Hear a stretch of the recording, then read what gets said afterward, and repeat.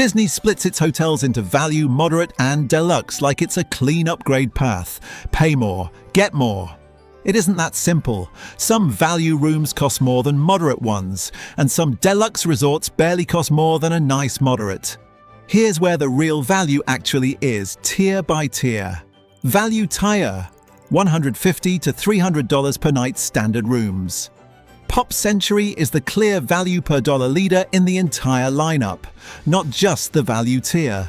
The rooms were recently renovated, and it has Skyliner access directly to Epcot and Hollywood Studios, a transportation perk most value resorts simply don't have.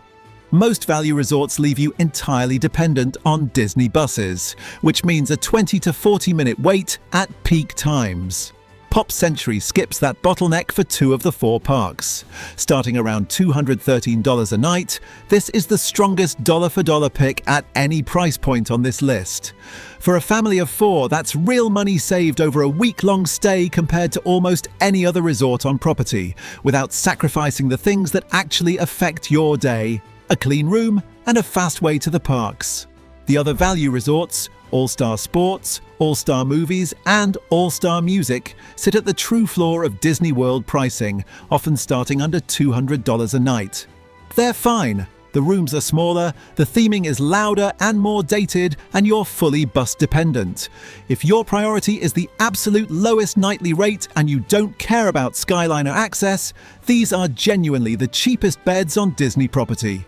Just know what you're trading for that price. More time waiting for buses, less polished rooms, and food courts that are functional rather than memorable. None of that makes them a bad choice. It makes them an honest one. The label matches the experience here in a way it doesn't for the family suites 2 paragraphs from now.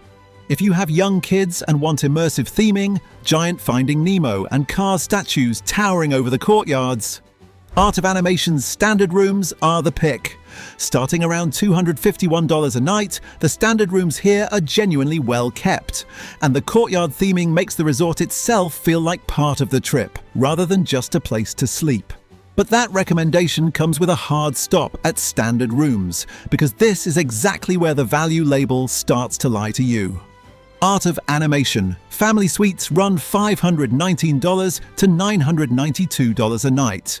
All-Star Music family suites run $365 to $716 a night. Both of those ranges are solidly into moderate pricing, and the high end of Art of Animation is brushing up against deluxe territory, all while Disney's website still calls them value. If you're booking a family suite assuming it carries value tier pricing because of the label on the resort, you are about to be wrong by several $100s a night. The suite buys you more square footage and a kitchenette, which is real value for a family of 5 or 6, but it is not value tier value. It's priced like what it actually is.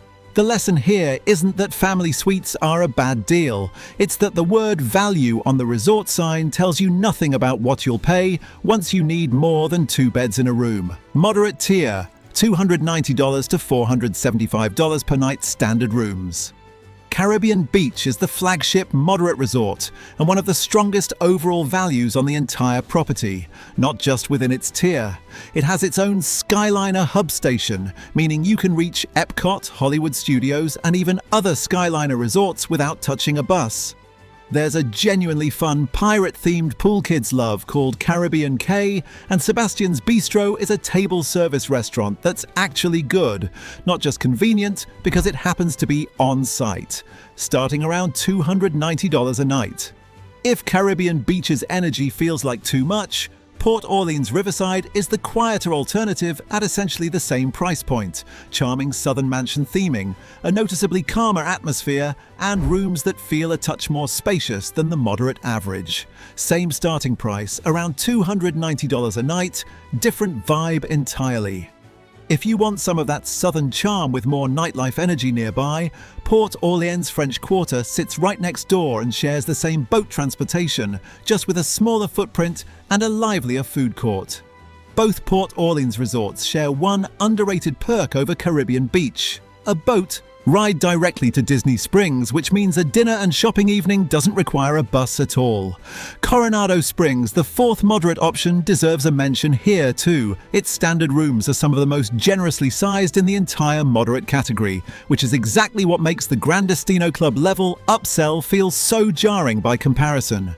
Coronado Springs Grand Destino Tower Club level rooms push close to deluxe pricing and deluxe level amenities. A private lounge, elevated furnishings, and views that wouldn't feel out of place at a resort one tier up. On paper, this is a moderate resort. In practice, the club-level experience there is closer to what you'd expect one tier up. This is the same pattern as value, just shifted one rung higher. The label tells you the floor of the category, not the ceiling. Book the standard Coronado Springs rooms and you're getting a fair, moderate deal with the added benefit of being the only moderate resort within walking distance of Epcot and Hollywood Studios transportation hub. Book Grand Destino Club level and you're paying deluxe adjacent money for a room with a moderate name on the reservation. Deluxe tier, $400 to $700 plus per night standard rooms. Animal Kingdom Lodge is consistently the most reasonably priced deluxe resort on property, often $100 or more per night, cheaper than comparable deluxe properties, for arguably the most unique experience Disney offers anywhere. Savannah views from your own room balcony, giraffes and zebras wandering past while you eat breakfast, and dining at Boma and Jico that genuinely competes with the best table service experiences at any resort on property, deluxe or otherwise. Starting around $400 a night for a standard view room. Savannah view rooms run higher, but even those typically undercut comparable view upgrades at other deluxe resorts. No other resort on Disney property, at any price, replicates this experience. It isn't just the cheapest deluxe, it's arguably the most distinctive one. Wilderness Lodge is the other budget deluxe, and longtime Disney fans have a nickname for exactly this resort: Moderate Deluxe. Full deluxe amenities, boat transportation to Magic Kingdom, a genuinely impressive lobby built around a towering indoor waterfall, and dining that holds up against the rest of the category, frequently cited as the best themed resort on the entire property, at a price gap noticeably below most of the category, also starting around $400 a night. Between Animal Kingdom Lodge and Wilderness Lodge, you have two resorts that deliver the full deluxe experience: the dining, the theming, the transportation. At a price point most guests assume only applies to moderate. At the other end of the same tier sit the three monorail resorts: the Contemporary, the Polynesian, and Grand Floridian, where you're paying a meaningful premium specifically for monorail access and flagship branding. The Contemporary and Polynesian land somewhere in the middle of the deluxe range, and both have genuine arguments in their favor. The Polynesian's beach and tiki theming is beloved for a reason, and the Contemporary's walking distance to Magic Kingdom is the fastest commute on property. Grand Floridian sits at the top of the entire hierarchy, often $700 a night or more for a standard room, positioned as Disney World's flagship Victorian-style resort, complete with a live orchestra in the lobby most evenings. And here is the clearest case in the entire hierarchy that the tier system doesn't hold up. Deluxe spans from Animal Kingdom Lodge and Wilderness Lodge at around $400 a night to Grand Floridian at $700 a night or more, all carrying the exact same deluxe label. That is the widest internal price range of any tier on this list, nearly double from one end to the other. And Disney's naming convention treats all of it as a single category. Compare that spread to value, where the gap between Pop Century and an Art of Animation suite is significant, but at least explainable. You're paying for more space and a different room type. In Deluxe, you can be comparing two standard rooms, same square footage, same general amenity level, and still be looking at a $300 a night gap, purely because one resort carries monorail access and flagship branding and the other doesn't.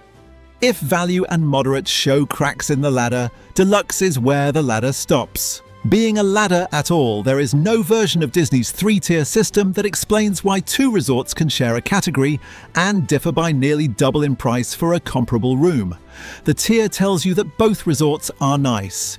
It tells you almost nothing about which one is actually worth your money. The tier names are a starting point, not a verdict. The right resort for your budget isn't always the one Disney's own naming convention suggests it should be. And if hotel cost is just one piece of a bigger budget question, that video's linked below.